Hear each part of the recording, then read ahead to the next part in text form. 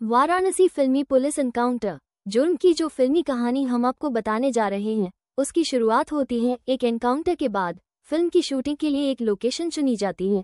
शायद वो वही जगह थी जहां वो एनकाउंटर हुआ था। शूटिंग शुरू होने से पहले फिल्म के 3 अहम किरदारों का मेकअप किया जाता है। पैरों पर कपड़े बांधे जाते हैं क्योंकि पैरों पर गोली जो लगी थी। इसके बाद बारी बारी से तीनों किरदारों को जमीन पर लेटा दिया जाता है। फिर तीनों के करीब एक एक बैग रखा जाता है और अब बड़ा इंतजार था लाइट, कैमरा और एक्शन का।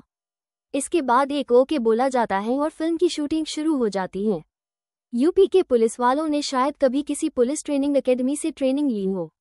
वाराणसी के कुछ पुलिस वालों को देखकर बस यही गुमान होता है जैसे ये सब के सब वो कलाकार हैं जो एनएसडी से पास आउट हैं। एनएसडी बोले तो नेशनल स्कूल ऑफ ड्रामा, मजाक नहीं कर रहे हैं। अब आगे आपको जो फिल्मी कहानी बताने जा रहे हैं उसे देखने के बाद आप भी इनके लाइट, कैमरा, एक्शन और डायलॉग के फैन हो जाएंगे। तो चलिए चलते हैं यूपी पुलिस की सबसे ताज़ा तरीन फिल्म की शूटिंग लोकेशन पर। लोकेशन है वाराणसी का एक सुनसान इलाका। टेक 1 सीन कुछ यूं है कि एक शख्स जमीन पर पड़ा क्या आराम से लेटा हुआ है। उसके बाएं पैर में घुटनों के नीचे नीले रंग का एक कपड़ा बंधा है। बाईं तरफ ही सर के बराबर में एक बैग रखा हुआ है। आसपास कुछ पुलिस वाले हैं। चूंकि ये एक एक्शन सीन है लिहाजा ये पुलिस वाले भाई साहब हाथ में पिस्टल पकड़े हुए हैं और उसी पिस्टल से इशारा करते हुए जमीन पर पड़े शख्स से बैग खोलने के लिए कहते हैं। अब चलिए डायलॉग के साथ इस पूरे सीन को समझते हैं। सीन के चक्कर में डायलॉग सुनना भूल मत जाइएगा, खासकर ओपनिंग लाइन। कैमरे के पीछे खड़ा कैमरामैन जैसे ही ओके बोलता है सीन शुरू हो जाता है। शूटिंग शुरू होने से पहले गोली खाए इस बदमाश को शायद उसका डायलॉग अच्छी तरह याद कराया गया था, इसलिए क्या मजाल जो वो दूसरा टेक देता। बाएं पैर पर गोली खाए अपराधी के बैग से कितनी आसानी से चोरी का माल बाहर निकल आता है। वो अपना जुर्म कबूल करता है। अब बारी अगले सीन की। इस सीन में गोली खाकर जमीन पर पड़े एक अपराधी को अब खड़ा होना था। 2 पुलिस वाले उसे सहारा देकर खड़ा कर देते हैं। अब सीन कुछ यूं है कि बैग के बाद इसकी जागा तलाशी ली जाती है। इस फिल्म में इस अपराधी का रोल बड़ा इतना ही था, पर अगली लोकेशन की तरफ बढ़े उससे पहले कुछ देर के लिए ये जरूर याद रखिएगा कि जामा तलाशी के दौरान इसकी बाई जेब से एक चेन के साथ साथ एक राउंड यानी एक कारतूस मिला है। कारतूस वाली बात याद रखिएगा, आने की फिल्म देखने के दौरान ये काम आएगा। तो चलिए दूसरी लोकेशन पर चलते हैं। दूसरी लोकेशन पहली लोकेशन के बस बराबर में है। थोड़ा सा कैमरा एंगल चेंज हुआ और कैरेक्टर कैमरे में कैद जमीन पर लेटा एक क्रिमिनल कलाकार पहले वाले के मुकाबले कहीं ज्यादा अच्छा एक्टर नजर आ रहा है। चारों तरफ पुलिस है, पुलिस के पास हथियार, लेकिन अपराधी के इत्मीनान का आलम देखिए कि चारों तरफ से पुलिस से घिरा होने और दाएं पैर में गोली खाने के बावजूद बड़े आराम से सिर के नीचे हाथ रखकर बेफिक्र लेटा हुआ है। इस सीन में भी इसके बराबर में एक बैग रखा हुआ है। बैग अभी तक बंद है, खोलकर चेक तक नहीं किया गया क्योंकि चेकिंग कैमरे पर होनी थी। इस सीन की शुरुआत भी उसके और उसके बाप के नाम पूछने से होती है। इस बैग से भी काफी माल बरामद होता है। बंदा जमीन पर घायल पड़ा है पर पुलिस की मासूमियत देखिए, बैग भी उसी से खुलवा रहे हैं और माल भी उसी से निकलवा रहे हैं। अब इस सीन को समझते हैं। तो ये दूसरा सीन भी लगभग पहले वाले सीन जैसा ही था। पहले वाले के बाएं पैर में गोली लगी हुई थी, इसके दाएं पैर में। उसके पास भी एक बैग था, इसके पास भी एक बैग है। उस बैग में भी चोरी का माल, इस बैग में भी चोरी का माल है। बस फर्क इतना था कि इस सीन में इस अपराधी के करीब एक कट्टा पड़ा हुआ था जिसे शक्ल में दिखाया गया।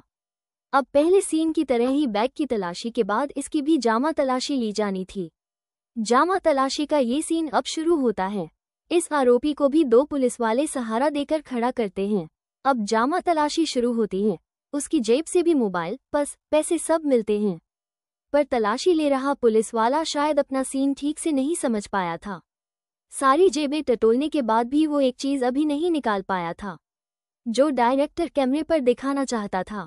तब डायरेक्टर को खुद बोलना पड़ता है, ई वाला जेब निकालो ना, खोलो इसमें क्या है।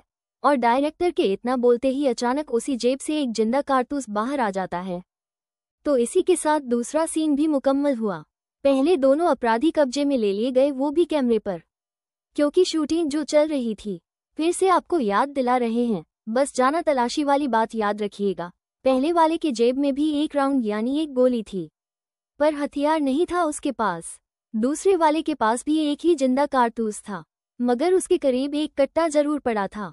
अब आगे बढ़ते हैं। तीसरे सीन की तरफ। लोकेशन थोड़ा सा चेंज है, मगर दूर नहीं, पास में ही है। कसम से इस बार अपराधी की एक्टिंग का तो जवाब ही नहीं। जैसे ही कैमरा उसकी तरफ घूमा, पुलिस वाले ने सवाल दागा। ऐसा लग रहा था मानो भाई बस डायलॉग बोलने के लिए ही लेटा हुआ है। ये भी कैमरे में आने से पहले पूरे इत्मीनान से जमीन पर लेटकर आराम कर रहा था। इस भाई के सिरहाने भी एक बैग रखा हुआ था और सीन के हिसाब से इसके दाएं पैर में भी घुटने के नीचे एक कपड़ा बंधा हुआ था, क्योंकि गोली जो लगी है। सीन लगभग अब रिपीट सा होता जा रहा है। वही बराबर में पड़ा बैग उठाया जाता है, उसी से खुलवाया जाता है और बैग में उसी तरीके से करीने से रखे माल की बरामदगी होती है। डायलॉग भी लगभग पहले 2 सीन जैसा ही था। पहले 2 कैरेक्टर की तरह अब उस अपराधी की भी जामा तलाशी की बारी थी। उसे भी 2 पुलिस वाले सहारा देकर खड़ा करते हैं और फिर जेबों की तलाशी शुरू हो जाती है। कसम से फिल्म की कहानी लिखने वाले ने गजब कहानी लिख डाली। इसकी जेब से भी हैरतअंगेज तौर पर एक जिंदा कारतूस बाहर निकल आया। अब शुरू में जो आपसे कहा था याद कीजिए, ये कारतूस वाली बात है ना कमाल। तीनों के तीनों की जेब से एक एक कारतूस बाहर निकला और इसी के साथ इस फिल्म की शूटिंग खत्म होती है। तीनों अपराधी जब्त या जमा हो जाते हैं। अब यहाँ से पैकअप हो जाता है, मगर पैकअप से पहले चलिए आपको बताते हैं कि वहाँ जो कुछ शूट हो रहा था उसके पीछे की असली कहानी क्या है। तो सारी कहानी खुद वाराणसी के पुलिस अफसरों ने बताई। दरअसल वाराणसी के प्रसिद्ध संकटमोचन मंदिर के महंत के घर चोरी की एक वारदात हुई थी। इस चोरी में महंत जी के घर पर काम करने वाले कुछ कर्मचारी भी शामिल थे। कहते हैं कि चोर अपने साथ 100 साल पुराने हीरे जवाहरात और माणिक चुरा कर ले गए थे, जिनकी कीमत शायद कई करोड़ हो। उसी चोरी के बाद चोरों को पकड़ने के लिए वाराणसी पुलिस की चोरी में शामिल चोरों के साथ मुठभेड़ हुई थी। अब मुठभेड़ वाला सीन तो शूट किया नहीं जा सकता था, तो आफ्टर मुठभेड़ का ये सीन इसलिए शूट किया गया ताकि आप सब इसे देख सके। फिल्म और फिल्म की कहानी कैसी लगी बताइएगा जरूर।